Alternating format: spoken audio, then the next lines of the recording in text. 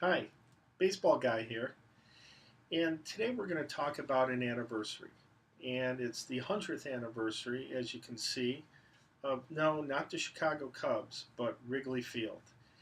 And what baseball park has its flora is more popular than the greatest players who ever played for the team than plays in the stadium? Yep, Wrigley Field and the Chicago Cubs. 100 years old this April. So quick, name me three Hall of Fame players that played for the Chicago Cubs. I got you. You can't. Ernie Banks, Ron Santo, Ferguson Jenkins. Three Hall of Fame players that played for the Chicago Cubs, but you knew that the flora, the ivy, covers its walls. But a little trivia about that is before the ivy made its appearance, bittersweet covered the walls of Wrigley Field, and that was to give it oomph, to give it color before the ivy could grow in. And do you know the guy who planted the ivy in the bittersweet? None other than Bill Veeck. Bill Veeck's dad owned the Cubs at the time, and two famous people who were vendors at that time at Wrigley Field was Ray Kroc, the founder of McDonald's, and he was selling cups to Wrigley Field as well as milkshake machines, and none other than Jack Ruby. Who's Jack Ruby?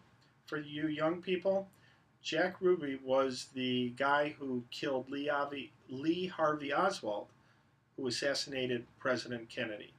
Some trivia about Wrigley Field. What's famous at Wrigley Field? The bleachers are famous at Wrigley Field.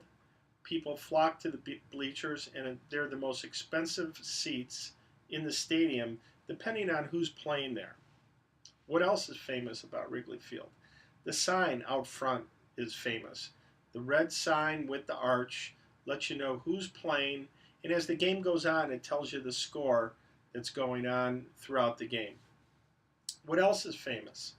The scoreboard is famous. It's not like the new HD scoreboards that you see in other major league parks around Major League Baseball, but it's operated by people who actually work inside the scoreboard and move the numbers by hand. But what about the team that plays there? The Chicago Cubs. Yes, these Cubs. Worst winning percentage in most decades since they've been around. The last World Series they appeared in was 59 years ago against those Detroit Tigers, which they lost in 7 games. The last World Series they won 106 years ago in 1908. When who was the shortstop, second baseman, and first baseman there? Tinkers to Evans to Chance, who, by the way, either three of those guys or two of the three of the guys are in the Hall of Fame. And they shouldn't be because they just don't have the statistics to be in the Hall of Fame. But because someone wrote a song about them, Tinker to Evers to Chance, they ended up in the Hall of Fame. Again, famous players who really aren't famous or weren't really good. So who knows when the Cubs will win the next World Series? Hopefully it's in our lifetime.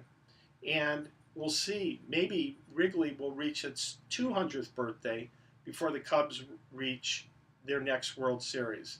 Why? Because that's baseball.